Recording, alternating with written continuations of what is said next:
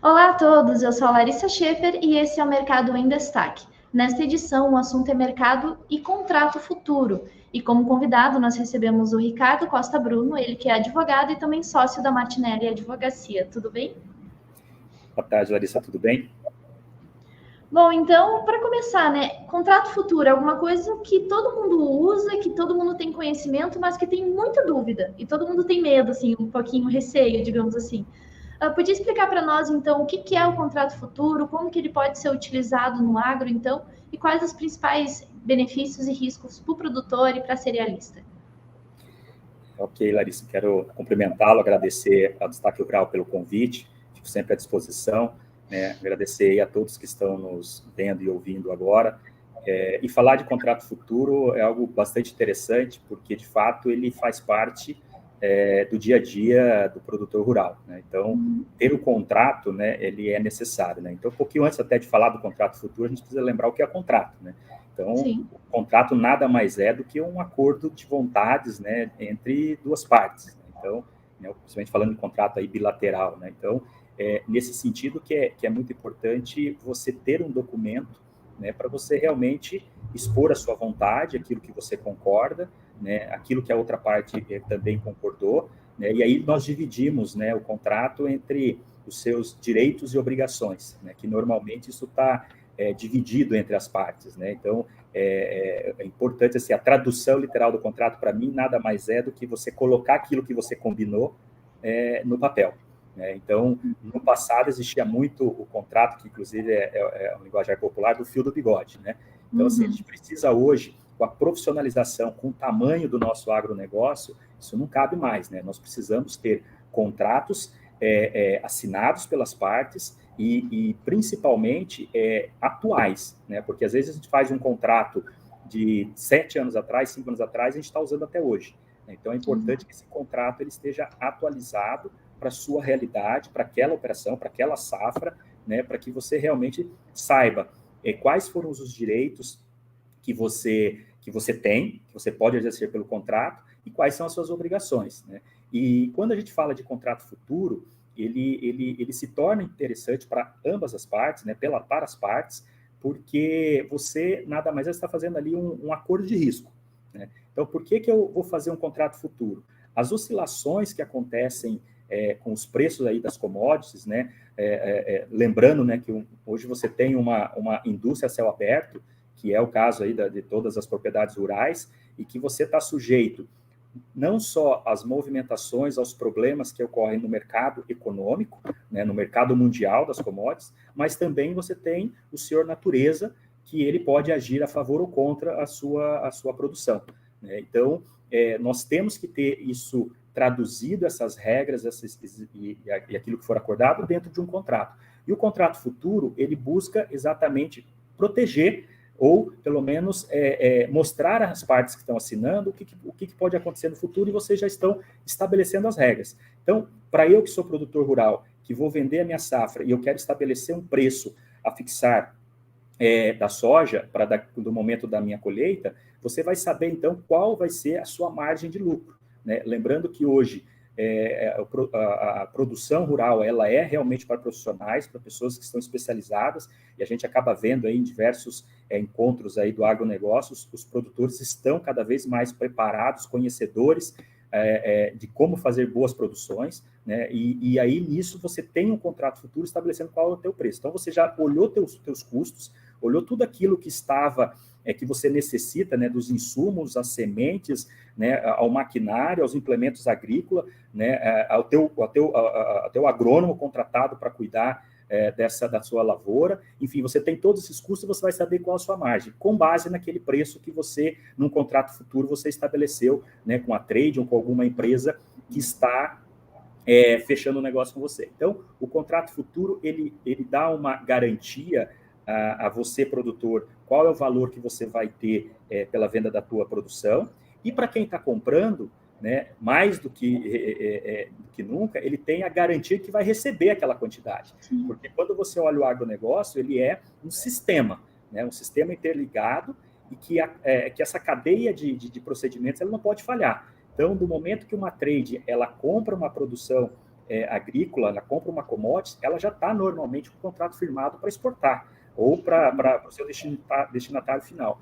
Então, ela também tem a garantia de firmar negócios, porque ela sabe que ela vai ter a produção. Então, o contrato futuro, ele é um acordo de vontades, ele é um estabelecimento de direitos e obrigações, e ele faz com que você tente olhar para frente um valor que você, como produtor, entende que você vai receber aquele valor pela quantidade de produção que você vai entregar, e você vai ter o seu lucro, a sua margem de lucro, e para quem está comprando, sabe quanto vai pagar, né? Também sabe qual que é a sua margem de lucro, porque dificilmente ele vai comprar mais caro para vender mais barato, ele vai, né, fazer o contrário, né? Ele vai comprar mais barato para vender mais caro. Então, eles conseguem enxergar isso. E é nesse sentido que o agro se torna uma atividade econômica muito interessante, né? Porque você consegue prever ali para o futuro exatamente, ou pelo menos tentar prever aquilo que você vai ter de resultado.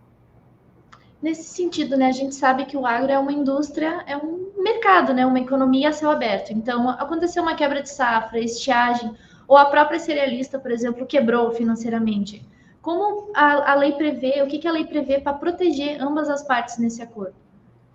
É importante que você mencionou, e a gente acaba vendo na prática poucas pessoas fazerem isso, até pela velocidade, pela rapidez com que o contrato seja firmado. Mas antes até de você firmar um contrato, seja um produtor ou seja de uma trade, é importante você olhar com quem você está firmando o contrato. Porque às vezes você está assinando um contrato hoje com uma pessoa que já está em linhas de falência, né? Então, ou que já está com sérios problemas jurídicos, em que a chance de você ter problema ela é muito grande.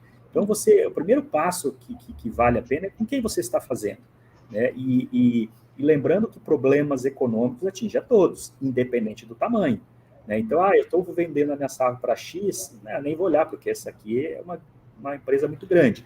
Mas vale a pena você consultar. E também a empresa também, porque, infelizmente, muitos produtores também estão muito alavancados, né, com vários problemas aí, por ser uma economia a céu aberto, uma indústria a céu aberto, né, não foi por ele, né, mas a natureza, né, pega aqui no Paraná, né, nós tivemos aí na safra do trigo uma chuva excessiva em algumas regiões.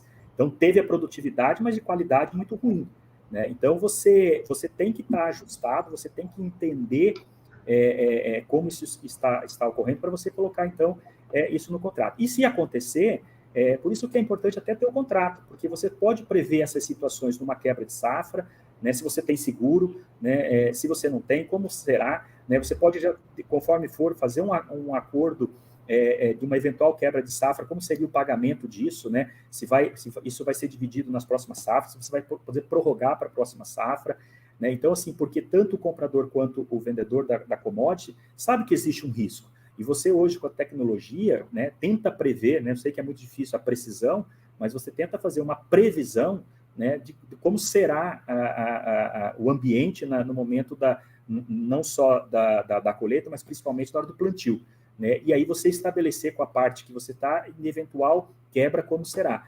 Porque havendo essa quebra, e eventualmente as partes não chegando a acordo, e é sempre bom chegar a um acordo, né, mas se isso não acontecer, você vai ter que levar ou para uma arbitragem ou para o próprio judiciário para discutir aquela quebra, né? Então, onde o produtor vai se defender em cima das suas razões, o porquê que aconteceu aquilo, e o comprador vai tentar exigir exatamente as cláusulas do contrato para que ela seja cumprida. E nesse sentido, assim, para quem que esse contrato futuro é acessível? Por exemplo, o produtor que vai entrar no contrato futuro precisa ser um grande produtor? Precisa ter CNPJ? Quais são as regras para fazer esse contrato? O contrato para entrega futuro de produção rural, ela serve para qualquer pessoa, né?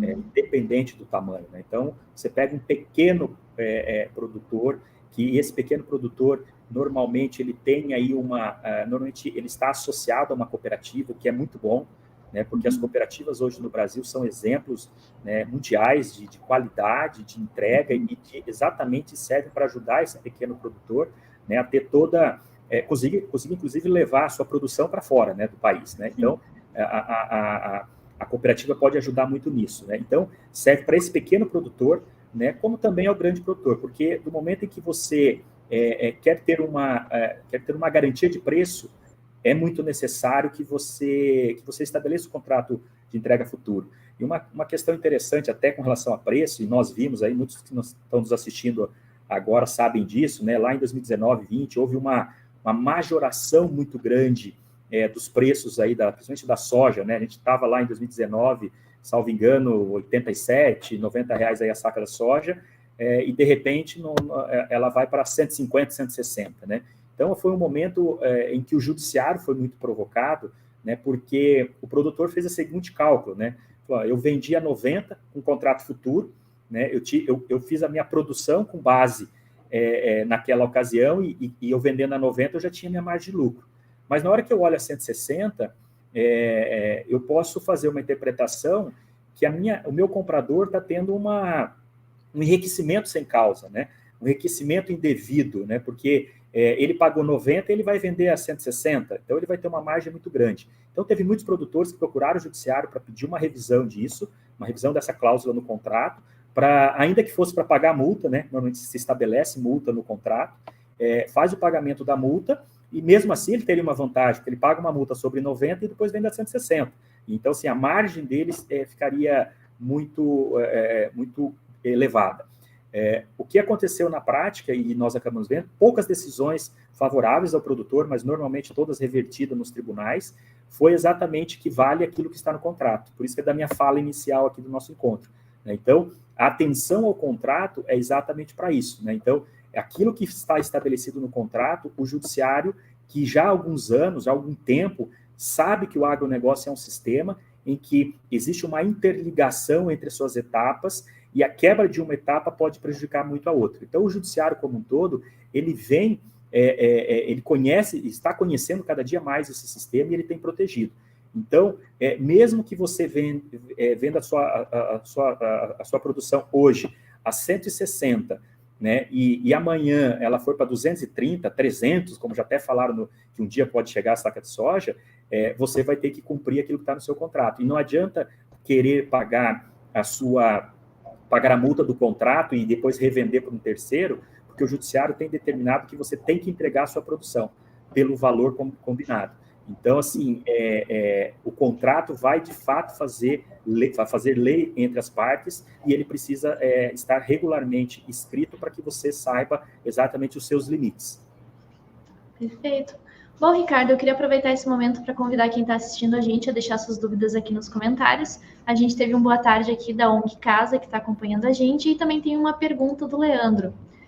Ele quer saber, esse contrato futuro do agro, ele pode ter a cláusula de reserva, que é o meio que tem o objetivo de excluir ou modificar o efeito jurídico de uma ou mais disposições? Olha, o contrato, aquilo que não viola a lei, você pode trazer para dentro do contrato e estabelecer, né? Em cima do que eu acabei de dizer, em que no meu sentido aí, com a devida modéstia da minha parte, né? De repente posso estar errado na minha conclusão, mas eu tenho enxergado em que o judiciário tem seguido à risca aquilo que está no contrato, né? Se você, dentro da atividade que você está fazendo, você estabelecer isso, eu não vejo como ilegal. Vamos colocar um exemplo, você estabelecer o preço, mas com uma variante, para mais ou para menos, né? Então, pode ser uma alternativa, né? Eu vejo que se isso muito bem escrito dentro de um contrato e acordado pelas partes, eu entendo que isso é possível. E o contrato futuro, por exemplo, baseado no dólar ou baseado nas commodities, como é que funciona esses diferentes tipos de contratos?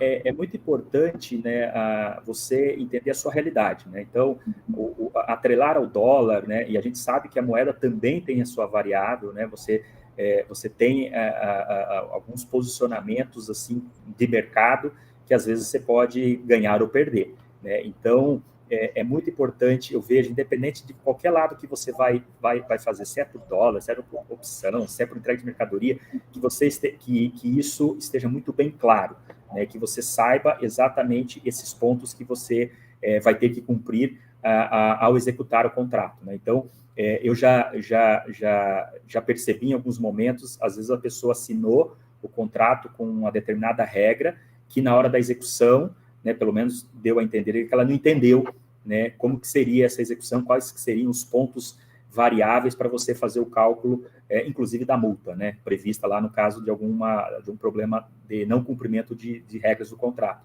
Então, assim, você ter aí, compreender a cláusula, compreender a forma como está escrito, ela é necessária. E uma coisa importante, né, e acho que isso até os demais colegas advogados, né, que atuam na área, vêm sempre, acho que tem percebido que isso tem ganhado força, que é uma linguagem simples do contrato, né, eu acho que não tem a necessidade de você colocar uma linguagem extremamente formal que impeça com que a parte contrária entenda aquilo que está sendo escrito, né.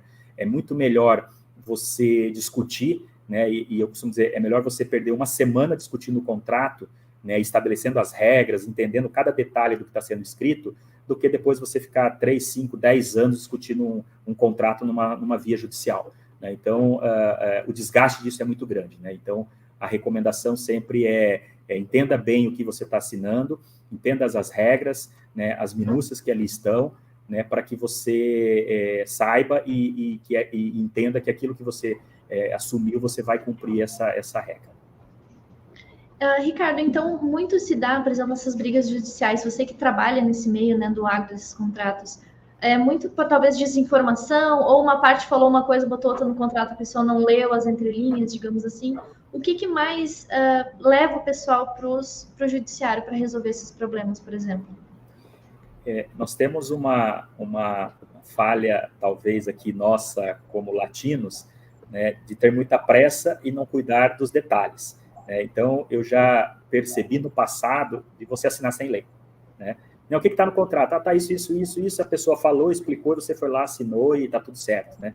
E tem um detalhe do contrato, né? Porque se tudo acontecer daquilo que vocês combinaram, vocês não vão lembrar do contrato, vocês nem lembram que assinaram o contrato. Quando que você vai lembrar do contrato? Quando der problema. Eu costumo dizer o seguinte, que o contrato ele serve para briga, né? Porque se tudo der certo, você nem lembra do contrato. Agora, se der errado, você lembra cada detalhe.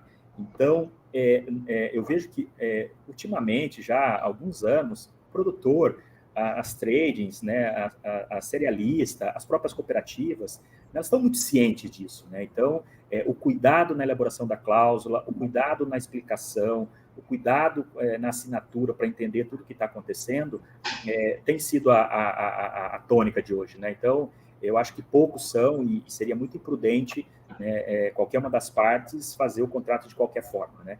E por isso que é importante não só fazer o contrato bem hoje, mas daqui a um ano dar uma olhada de novo se tem alguma coisa diferente, porque às vezes você pega um contrato que ele foi firmado de um jeito, ele virou um modelo padrão, mas as coisas mudaram, entendeu? E está lá regras que já não existe mais. Isso são situações que podem sim causar problema depois. Porque como que você vai provar que aquilo que está escrito no contrato não é mais realizado daquela forma e que já virou um costume ser feito de outra? Então, é uma forma muito mais difícil de você comprovar, né, se você já tivesse escrito isso da forma adequada. Entendo. Acho que como você começou a live explicando, né, que antes era sempre no fio do bigode, na fala, né, esses contratos, hoje em dia o pessoal acredita muito na fala e às vezes não lê, né, e cai nessas roubadas, nos golpes, ou até na desinformação, tipo, não se preveniu daquela cláusula que tinha sido dita anteriormente, mas não foi refrisada, e daí deu problema, né, então acho que tem que ler, tem que ir atrás e se informar para não cair em problemas, né. Até sobre outra dúvida que a gente tem da Cristiane de Freitas, ela pergunta aqui se o contrato futura se aplica também para a cultura do arroz, já que a cultura não é uma commodity, segundo ela. O que porque, assim, eu, de fato, não me recordo de ter visto nenhum contrato na questão do arroz, mas eu acredito que é mais pelo procedimento da própria cultura, da própria cultivo aí do arroz, né? Da forma de executar a colheita, a forma que ocorre a atividade, né, do plantio e colheita do arroz. E para você ser commodity, você tem vários requisitos, né? Que aí, principalmente, você tem que ter uma venda, né, lá fora, né, do produto. Você tem lá, né, a Bolsa de Chicago, por exemplo, que avalia muito a questão dos preços da soja. Você tem uma, vamos chamar assim, uma organização internacional sobre aquela cultura, né, e que daí dita as regras, né, que serve como base de referência para todas as demais, né. Então, Eu estou até pensando aqui, mas eu, de fato, não é uma atividade que eu atuo muito, né? Nós temos escritório no Rio Grande do Sul, que daí ele é mais voltado aí para a questão do arroz, porque, de fato, as arrozeiras são bastante, é muito forte a produção lá, né? Mas, assim, eu não me recordo de ter visto mesmo nenhum contrato de entrega futura. Isso serve muito para, principalmente, milho, soja, né? Que isso, e principalmente a soja, né? Algo assim que, com todas as variáveis que interferem na sua produção, né? De ter uma excelente safra esse ano e, na sequência, ser um desastre, né? Então, e a grande produtividade, né? Pela utilização que a soja serve, né? Então ela tem esse interesse e essa preocupação de todos para que ocorra da melhor forma possível essa interligação de sistemas na própria cadeia da soja. Nesse sentido, a gente também tem outras commodities, por exemplo, as proteínas, né? A gente vê muito contrato para venda de proteínas, por exemplo, carne bovina ou frango, nesse sentido? Não, aí são contratos normalmente de compra e venda mesmo, né, que acontece. E, por exemplo, tanto na suinicultura quanto na avicultura, quando você fala, né, que a gente estava falando de produtor com a trade, produtor com a cooperativa, nessas atividades, tanto de aves quanto de suínos, nós temos o contrato de integração, né? Então, é um contrato em que a empresa, né, a agroindústria, normalmente ela fornece todos os insumos, né, para que lá o produtor, o avicultor, né, o suinicultor, eles, então, recebem, né, lá o animal, faz a engorda, né, tendo não só os insumos, mas também a própria prestação de serviço, né, dos veterinários, né, e aí devolve esses animais pronta para terminação, né? Então, e é um contrato regido por uma lei específica, bastante interessante, né? Eu atuo bastante nesse tema, né, porque a gente tem aqui bastante agroindústrias aí que atuam e eu percebo assim, é um contrato que levou quase 20 anos aí para virar uma lei e regrar o segmento que já existiu como costume, né? Então, hoje existe essa lei que trata desse tema. E aí, ao invés de fazer contrato de entrega futuro, que não faz sentido nenhum, aí você está falando de um lote que leve ali 45 dias, mais ou menos, né? Então, não tem... A variação de preço é muito difícil. É lógico que você, nesse caso, inclusive, a grande variação chama-se ração, do qual boa parte dela é feita de soja, né? Então aí aumentou a soja, você vai ter um aumento na ração, que você vai ter um aumento de custos na produção, né? Então, mas aí é regido por esse sistema e aí não faz sentido você ter um contrato de entrega futura. Certo. Então, hoje em dia a gente vê muito mais então na questão do milho e da soja esses contratos. E para esse produtor, né, pensando nas cláusulas, o que ele tem que se atentar nesse contrato, que ele tem que encontrar para ele se proteger, por exemplo, e que ele tem que às vezes ficar atento a uma cláusula meio estranha ou que tem que tomar cuidado, por exemplo? Em cima também do que eu já mencionei, eu vejo que os contratos precisam ser claros, né? Não pode ter a famosa, entre aspas, pegadinha jurídica, né? Acho que não cabe isso, porque quando você faz isso, parece que você já está querendo uma briga, né? E quando você assina um contrato, vocês são parceiros, né?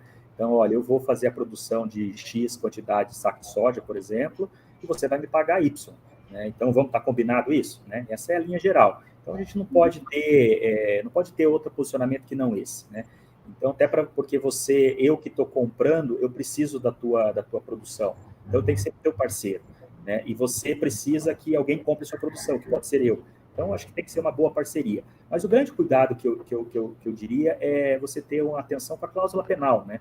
Então, eu tenho aqui as minhas obrigações, né? Que eu vou ter que cumprir os prazos, a quantidade, né? A qualidade, que isso pesa muito, né? Então, vem lá com uma soja com muita umidade, por exemplo, né, pode descontar bastante do preço, né? Então você tem que ter para ver. Eu sei que é quase tudo estabelado nessa questão da qualidade, mas é importante você observar, né? Porque na hora que chegar lá na balança, na hora que chegar a fazer a classificação, né, você pode ter um prejuízo ali. Então você ter essa atenção, né, nesses requisitos das cláusulas, das obrigações, né, e principalmente na cláusula penal, porque a cláusula penal vai estar tratando da não entrega, não cumprimento do contrato. Sim. Bom, então a regra é ter clareza, ler o contrato e ser tudo mais de uma linguagem mais simples para não ficar nenhuma dúvida para nenhuma das partes. Então, para fechar, eu queria te perguntar, como é que você que trabalha aí tem visto o crescimento desses contratos futuros? O produtor tem aderido cada vez mais, esse ano que tem previsto safras recordes. Então, como que fica o contrato futuro? Ele tem sido mais procurado, por exemplo? Tem, isso diria que quase uma regra geral, né? Lógico que você tem produtores e produtores, né? Alguns produtores nem precisam disso, eles têm armazém, deixam lá e eles vendem a hora que eles quiserem, né? Então, assim, mas a grande parte dos produtores não são assim. O que é interessante, até para destacar aqui, acho que a boa parte do público aí é do ramo, e aqui fica aqui até meus parabéns, nós temos aumentado, né, no Brasil muito a questão da quantidade da produção, e quando a gente olha a questão do desmatamento, é mínimo, né? Então, a produção, e nós precisamos produzir alimentos, né? A gente sabe, né, todos nós sabemos, né, que o grande ilustre, né, Roberto Rodrigues sempre menciona, né, a paz no mundo é quando tem alimentos, né? Então, a gente acaba vendo, está acontecendo até na guerra da Rússia e da Ucrânia, uma parte da produção da Ucrânia que está tendo problema. Então, assim, a gente precisa realmente produzir cada vez mais, e todos os produtores rurais, né, que são profissionais, que vivem da atividade, eles sabem que ter um meio ambiente equilibrado faz com que eles tenham maior produção, né? Então, é por isso que é um ganha-ganha, né? Eu vejo, assim, né, a nossa legislação ambiental ela é muito forte na proteção, e os produtores respeitam isso, né? Então, e cada dia mais, né, o Brasil aí para se tornar, e vai se tornar o grande celeiro do mundo, a gente tem que realmente preservar o meio ambiente, né? E para isso aqui nós temos que produzir mais dentro das regras, com produtos tecnológicos e com qualidade, né? Então, acho que nós vamos ter bons resultados, e o contrato de entrega futura vai ajudar bastante para avaliar e medir o risco que as partes correm devido ao próprio segmento da atividade. Perfeito, eu queria aproveitar até para dar uma boa tarde, então, para o Newton, ele que é nosso fã, está sempre acompanhando a gente lá da Embrapa de Roraima, muito obrigada.